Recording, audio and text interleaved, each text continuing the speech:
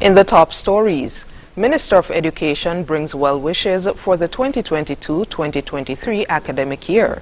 Security to be boosted at schools in Antigua and Barbuda amidst acts of vandalism.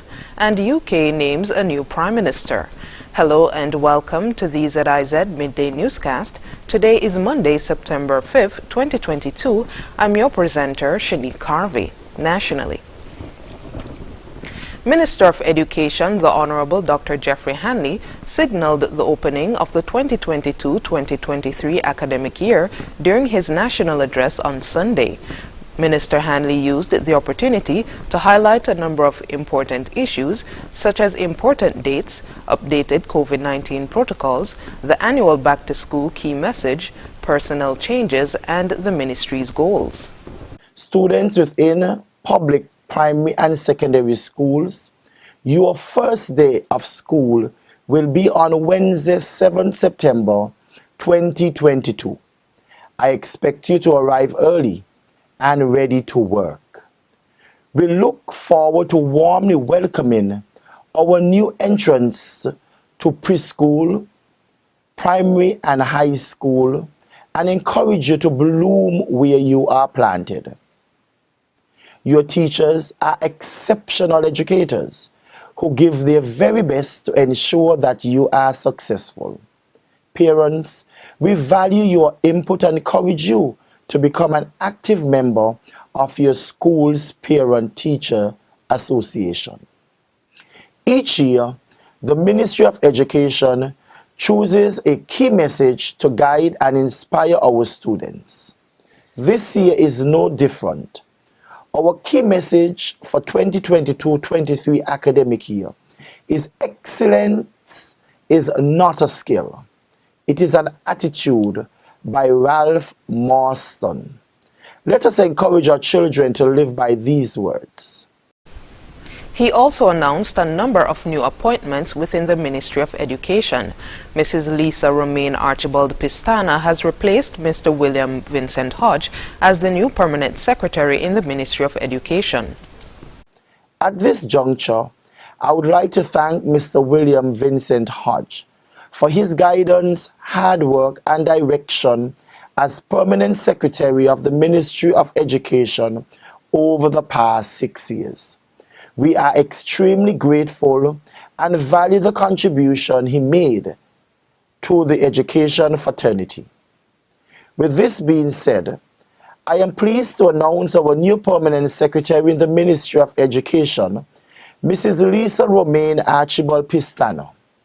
She has worked within the field of education for over 19 years, during which time she served as a teacher, principal, education officer, and deputy chief education officer.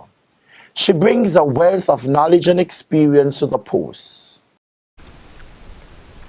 All significant dates, updated COVID-19 protocols, and other relevant school information can be found in the Ministry of Education's guidelines for the reopening of schools document, which is accessible on its website education.gov.kn. Ahead of the reopening of schools, Minister of Education Honorable Dr. Jeffrey Hanley and a team visited the Washington Archibald High School on Saturday to assess the physical structure of the institution. The team consisted of Chief Education Officer Francil Morris, the school's principal Joanne Williams Sargent, Deputy Principal Avanel Martin, Engineer Joey Dean, and Architect Andy Cassius. In an interview with the Education Media Unit, Minister Hanley said that the ministry has started a series of school visits based on concerns shared from meetings with the management of schools. He shared what he has observed at the Washington Archibald High School. What I've seen thus far is very depressing in some instances, and in other areas more rewarding. Depressing because I recognize that there are bathrooms that have been not occupied for the past 10 years because of renovation work that needs to be done. And I could imagine many reports would have been submitted by the school through education. As the new Minister of Education, I am not going to sit idly by and don't push to get the work done. Minister Hanley also commented on recent repairs done at the school.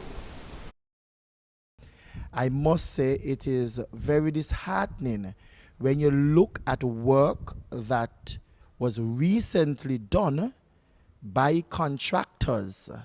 It is extremely unacceptable, very sloppy. I've walked into rooms, the tiling on the floor, uneven, wires being exposed. I am not an electrician. The size of wire from my glands, they are too small. And that is why we have so many problems up at Washi with the electricals and at one time fire. And going forward, as the minister, we are going to pay special attention to persons whose jobs are awarded to. Because when you get a contract to deliver and you don't deliver, you're not doing anything personal to the principal and her teachers. You are affecting the nation's youth. He explained that the company of both the engineer and the architect on his team is to provide him with specialized insight into the scope of work that needs to be completed at each institution upon his visit. The St. Kitts Electricity Company, or SKELEC, has announced that it will be disrupting the regular flow of power to consumers as part of a load-shedding exercise for the week, beginning Monday. In a post to the company's Facebook page, it said that the areas of Keon to Estridge would be affected.